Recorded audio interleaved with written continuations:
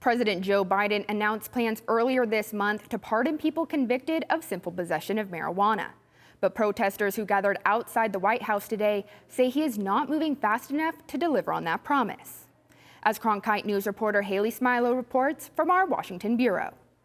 Those were the demands of protesters at the White House, who are calling on President Biden to release 420 people held on marijuana possession charges before Christmas. Phoenix resident Maya Tatum says it's not too much to ask. Hey Joe, let our people go. Hey Joe. No one should be in prison for plant medicine, especially something like cannabis, when you have white men that are making billions of dollars off an industry that has historically disenfranchised black and brown communities.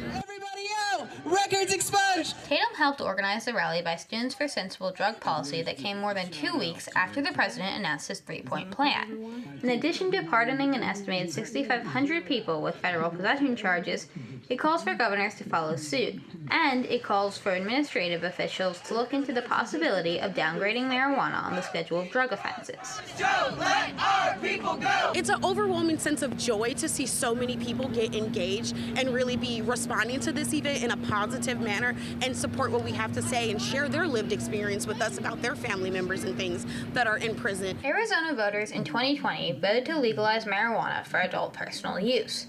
That measure also allowed for people with state-level possession charges to have their records expunged. But as with the feds, Tatum says the state is dragging its feet on what protesters call cannabis clemency. From my understanding, no one's record has been expunged yet, and that process started last year. When asked for a response to the protest, a White House spokeswoman today reaffirmed the president's commitment to ending prosecutions that have, quote, upended too many lives for conduct that many states no longer prohibit. There's a war on us! The war on drugs is a war on us! Tatum and other protesters today said they are pleased that President Biden has talked since the campaign about easing up on marijuana possession charges, but that was 2 years ago, and now they want to see action.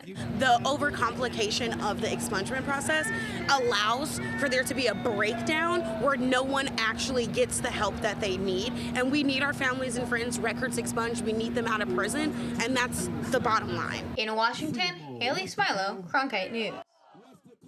Protesters plan to move their rally later today to the headquarters of the Democratic National Committee, where the president was scheduled to meet with campaign workers.